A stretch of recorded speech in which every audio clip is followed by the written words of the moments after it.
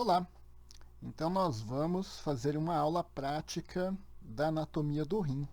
Nós temos aqui o nosso modelo anatômico e eu vou demonstrar para vocês as principais estruturas que constituem esse órgão. Externamente, nós podemos observar que o rim possui duas extremidades ou dois polos. Um polo superior, na qual fica a nossa glândula suprarrenal, separada do rim por uma membrana bem fina, um polo inferior, uma margem lateral, que é convexa, e uma margem medial. Na margem medial, nós encontramos aqui uma região chamada de hilo renal, que é uma região onde entram e saem as estruturas do rim, a artéria renal, a veia renal, e posteriormente aqui nós podemos observar a pelve renal. Esse órgão, ele é segmentado, então ele possui segmentos, divisões, de acordo com as áreas de irrigação pela artéria renal, formando um segmento apical ou segmento superior, um segmento antero-superior, um segmento antero-inferior e um segmento inferior. E o último é o segmento posterior.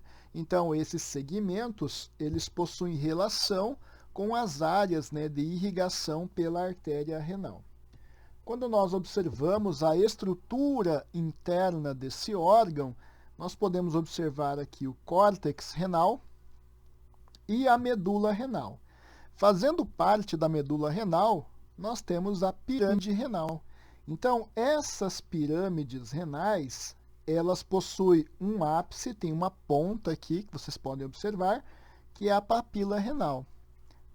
Entre as pirâmides, nós temos aqui a coluna renal. Então, pirâmide e coluna renal. Esse tecido que vocês estão vendo, essa área amarelada, essa região toda aqui é a região do seio renal. Cada papila renal, ela se abre em um ducto coletor chamado de cálice renal menor. Então, aqui eu tenho um cálice renal menor, aqui nós temos outro, aqui tem outro. Esses cálices menores, eles confluem para formar um cálice maior. Então, o cálice menor se junta para formar um cálice maior. Os cálices maiores, por sua vez, terminam formando a pelve renal e, por fim, o ureter. Então, é pirâmide renal, papila, cálice renal menor, cálice renal maior, pelve renal e o ureter. Sobre a drenagem, sobre a irrigação, essa artéria renal, quando ela entra nesses segmentos, ela se divide, formando então aqui uma artéria interlobar. Então, entre as pirâmides e percorrendo aqui a coluna renal, tem uma artéria interlobar. Vamos pegar nessa imagem aqui, nessa peça aqui. Então, aqui nós podemos observar, então, a artéria interlobar, margeando aqui a pirâmide. Na base da pirâmide, eu tenho a artéria arqueada e emitindo os ramos para o córtex, a artéria interlobular. Então, a artéria interlobar, artéria arqueada e artéria interlobular.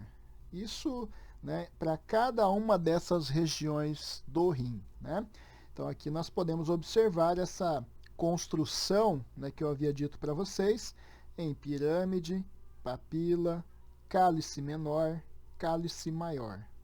Tudo bem?